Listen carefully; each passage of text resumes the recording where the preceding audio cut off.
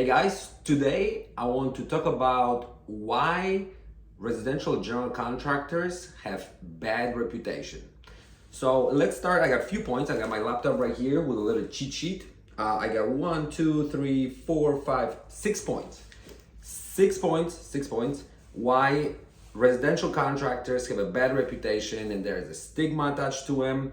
And generally speaking, it's not a very well portrayed industry in a lot of people's eyes, right?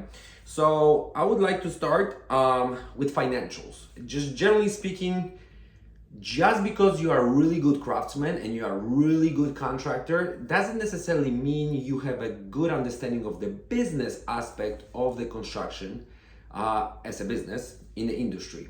What I mean by that, let me refer to a couple of my points that I have drafted up, and let's see right here.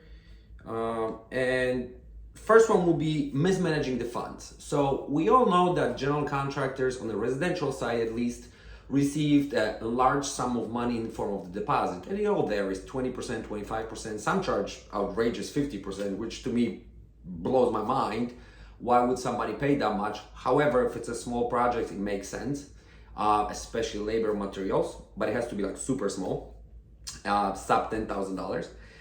And then they don't know and they don't understand necessarily, and I don't want to knock anybody as far as their knowledge, but I don't think they understand that not all this money belongs to them as a contractors. What I mean by that is there's materials, hired labor, whatever other expenses you have built into the project that need to take place before whatever is left over, if anything is left over, the profit is yours as a contractor. So as you go through a draw process, 20%, 20%, 20%, 20%, 20%, let's say 5 draws of 20, you start to spend more than you should because you think that's your money. And that's where the contractors get themselves in trouble a lot of times. All right, point number 2, why residential contractors have bad reputation is underestimating the projects. We all like to get the best deal out there.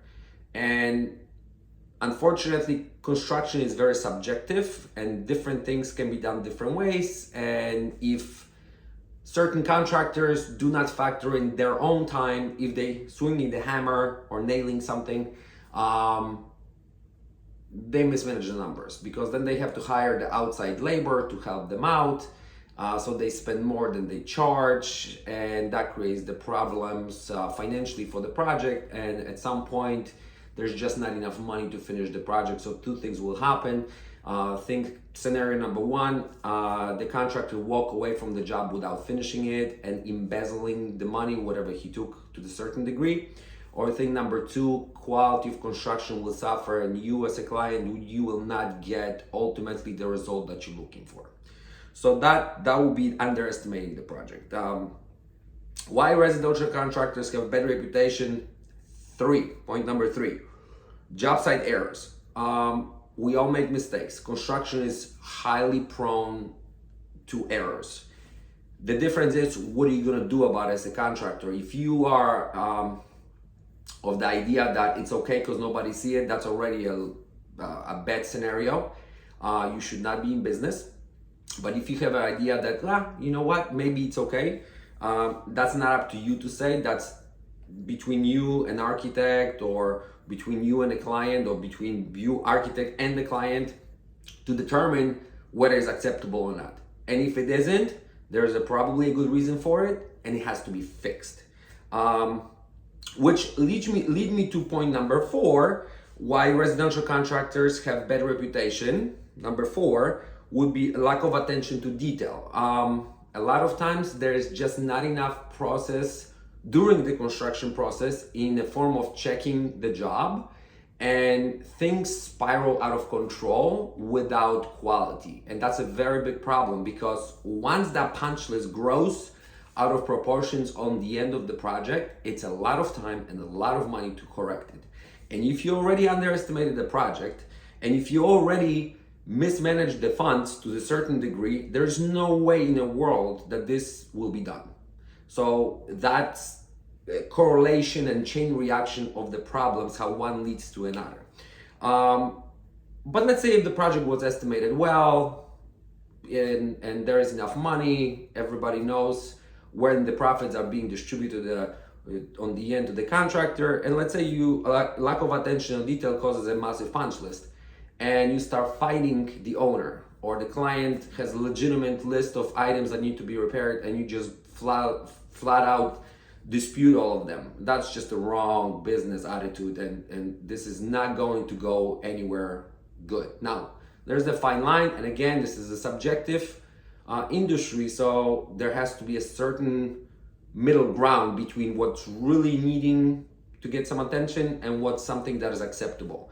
But that's something that can be always negotiated, and architects in form of construction administration are super helpful with that. There's a specific list, the document that's being signed by both parties, it's agreed on, documented well, no problem. Why residential contractors have better reputation? Point number 5, warranty. More specifically, not honoring the warranty period. So we at MLM offer 12 months craftsmanship warranty that starts at the substantial completion of the project and ends 12 months from that point, 365 days. If something is wrong, and it's wrong because of the lack of craftsmanship and something fell off the wall or something got laminated like a floor tile or whatever, number 1 has to be evaluated. Number 2 has to be repaired, no questions asked. Number 3, we gotta beg for forgiveness so the reputation doesn't suffer. Now, it's a lot of gray area in that area of the business, because you as a consumer are always gonna say, well, that is falling under warranty. And we may say, no, not really, because that is the fixture. And the fixture has its own manufacturer warranty. Now, we install the fixture, but if fixture is faulty, you have to reach out to the manufacturer warranty. They have to replace the fixture itself. Let's say it's a plumbing fixture like a faucet. We have to charge you labor to replace it because it's not our fault that this fixture failed.